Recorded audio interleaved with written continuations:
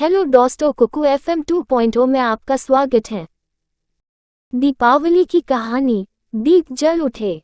पूरे मोहल्ले में दीपावली की धूम मची थी। बच्चों ने नए नए कपड़े पहन रखे थे। उनके गुलगपाड़े और शोर शराबे से पूरा मोहल्ला गूंज रहा था। हर घर दीपों की रोशनी से झिलमिला रहा था। कहीं कहीं बिजली के बल्ब भी शान से टिमटिमा रहे थे। लेकिन इन सब रंगीनियों से बहुत दूर कमला काकी का मकान लगभग अंधेरे में डूबा हुआ था। यद्यपि उनके मकान पर भी 2 दीपक जल रहे थे, लेकिन इस जगमगाहट में वे निस्तेज से लग रहे थे। दूसरे किसी को इसकी खबर हो या न हो, लेकिन नन्हें आदित्य को यह बहुत अजीब लग रहा था। वह सोच रहा था, आखिर कमला काकी दिवाली क्यों नहीं मनाती हैं? उसे अच्छी तरह से याद था कि कमला काकी ने पिछले साल भी दिए नहीं जलाए थे और शायद उससे पिछले साल भी नहीं।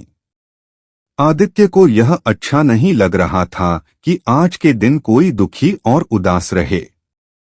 वह अच्छी तरह समझता था कि जब कोई दुखी व उदास होता है तभी त्योहार नहीं मनाता है। लेकिन काकी को क्या दुख है, यह बात वह नहीं जानता था। आज मैं काकी का दुख जानकर ही रहूंगा। यह निर्णय करके वह जा पहुंचा अपनी माँ के पास। माँ उस समय रसोई घर में मिठाई तैयार कर रही थीं। आदित्य को कुछ चिंतित देखकर व्यग्रता से पूछा, क्या सोच रहा है बेटा? माँ, कमला काकी हमारी तरह बहुत सारे दीपक क्यों नहीं जलाती हैं? आदित्य ने पूछा। वे बहुत दुखी हैं बेटा। उन्हें दिवाली का त्योहार अच्छा नहीं लगता, क्योंकि इस दिन उनका इकलौता बेटा पटाखे जलाते समय दुर्घटनाग्रस्त होकर मर गया था। उनके पति भी नहीं हैं। बेचारी मेहनत मजदूरी करके गुजारा करती हैं, माँ ने समझाया। आप मुझे हमेशा कहती हो कि दीन दुखी की सेवा करनी चाहिए। तब क्या मैं काकी का बेटा बन जाऊं? आदित्य ने आज्ञा लेने की दृष्टि से पूछा। किसी अच्छे काम के लिए मैं भला क्यों मना करूंगी, माँ ने मुस्कुराते हुए कहा। माँ की स्वीकृति मिलते ही आदित्य का चेहरा खिल उठा।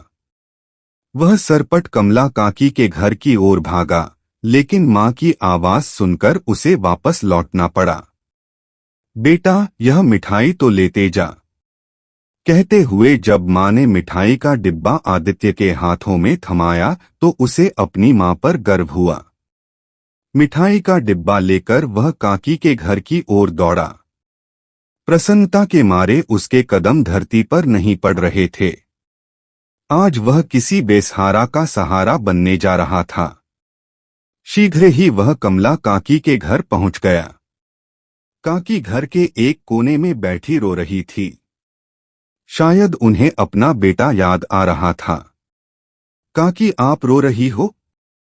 आदित्य ने पूछा। पर काकी चुप बैठी रहीं, जैसे कुछ सुना ही न हो। आदित्य ने काकी को हाथ से झकझोरकर पूछा, बताइए काकी, आपको क्या दुख है? लेकिन काकी ने आदित्य के प्रश्न का कोई जवाब नहीं दिया। अपने आंसू पोंछते हुए उन्होंने आदित्य को बैठने के लिए कहा। के आया था। बोला, मैं जानना चाहता हूं कि आप दीपावली के दिन बहुत सारे दीपक क्यों नहीं जलाती और आप अभी रो क्यों रही हो? आदित्य की जिद के आगे कमला काकी को झुकना पड़ा। उन्होंने भरे गले से इतना ही कहा, जरा अपने बेटे की याद आ गई थी।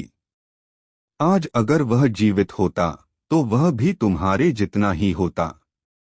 काकी, अगर बेटा नहीं रहा तो क्या मैं आपका बेटा नहीं बन सकता? मुझे अपना बेटा बना लो काकी। आज से मैं तुम्हारा बेटा हूं। आदित्य ने भोलेपन के साथ कहा। कमला काकी ने बेटा कहकर आदित्य को गले लगा दिया। आज वर्षों बाद कमला काकी के घर में दीप झिलमिला उठे थे।